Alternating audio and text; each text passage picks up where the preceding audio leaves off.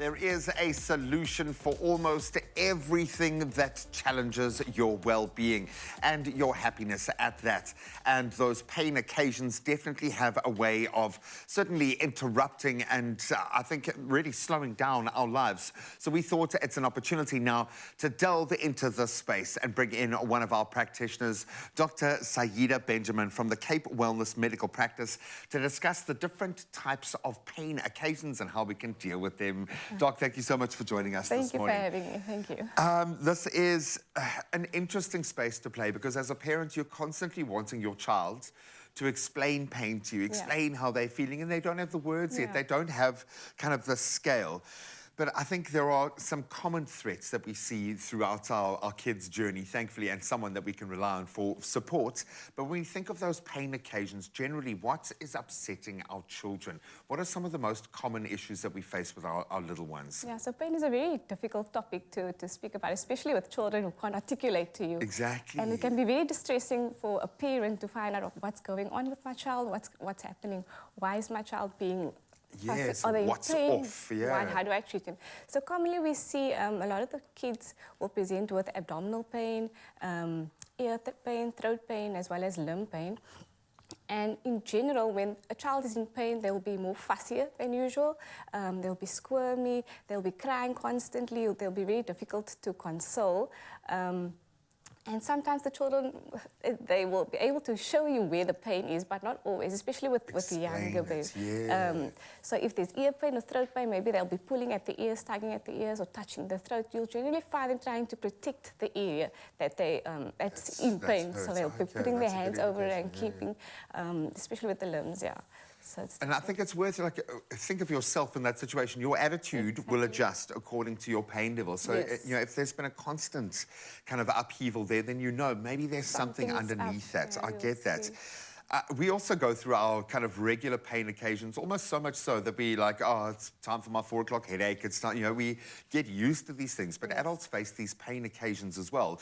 And by virtue of that term, occasions, it means they happen relatively often. What are some of the common ones that those pain occasions that we find ourselves in as adults? So as adults, I mean, we've been living around longer than kids. So you find adults who have more chronic pain occasions because of the work we do, because of the injuries that we might have sustained that we've added to the list. We've been picking up all through our lives. So you'll find that with chronic pain, it's pain that lasts a much longer period than it normally takes for tissue to heal. So that's what we'll be complaining about. There'll be mechanical pain, your back pain, like I see because of the work some people do, picking up boxes every day. Or just a sedentary lifestyle. That's strain on your life. You're not as active as you were before. And then you get the neuropathic pain, and these are due really to chronic diseases such as diabetes. You'll find neuropathic pain. It's actually a damage to the nerve tissue itself. And this is something that we'll more often see in adults compared to young kids. And then you get as well the nociceptive pain. So that is pain due to damage of any of the tissues, and usually due to an external or outside source as well. And that you can identify. Generally, there is a reason really why. What's going on. We just need to get through our day. We just need that little bit of extra strength to get through our day. And I know we are built amazingly well. Sometimes just a little bit of help goes a very long way. Why is paracetamol such a lean-to? And I laugh as I say this inside because I've used it on so many occasions, obviously through the pregnancies with my wife, through the early phases from zero, pretty much, with your infants. Why is it so effective and so safe? So everybody knows PANADO. So paracetamol is, the way it works is that it actually blocks the chemicals that are used to conduct the pain signals to your brain. So by blocking those chemicals, the production of those chemicals, that's the way that PANADO works, and blocking the signals to the brain.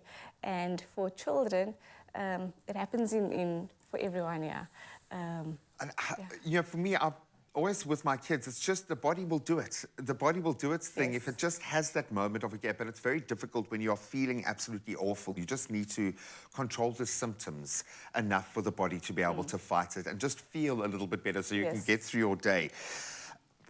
The pain scale seems to be a really interesting way of kind of talking with your child about these sorts of moments to set a kind of a framework so that moving forward forever, what level pain is this? It's a you can have an understanding. How does that work? Because whenever you sit down in front of our ped or a doctor, they're, okay, let's on a scale of. How would you suggest a parent goes about establishing that with their child? So the reason that the ped or the doctor will ask you is because they will trust a parent. The parent knows when something is wrong with their child. So I always ask the parent, Mom, does your child seem like they are in pain, instead of asking specific symptoms, because the mother will know. So the pain scale, it's a visual tool. So it has about 10 facial expressions, and those facial expressions are numbered. And then it's a nice tool that you can be able to show the parent and show the child, and they'll be able to point out to you exactly what level of pain they are at. I mean, pain is very subjective. Exactly. It's different for everyone. Certainly between men and women. Yeah. So usually level 0 is when there's no pain at all, and 10 being the worst possible pain imaginable.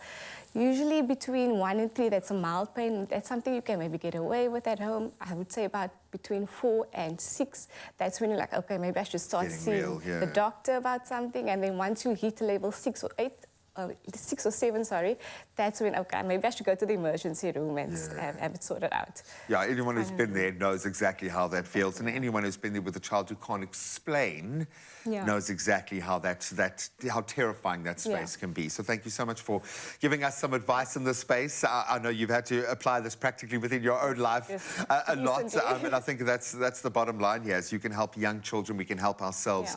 There is something very special about the role that paracetamol plays in its space. But thank you so much for stepping in this morning. We absolutely love you, and we appreciate you on behalf of all your patients.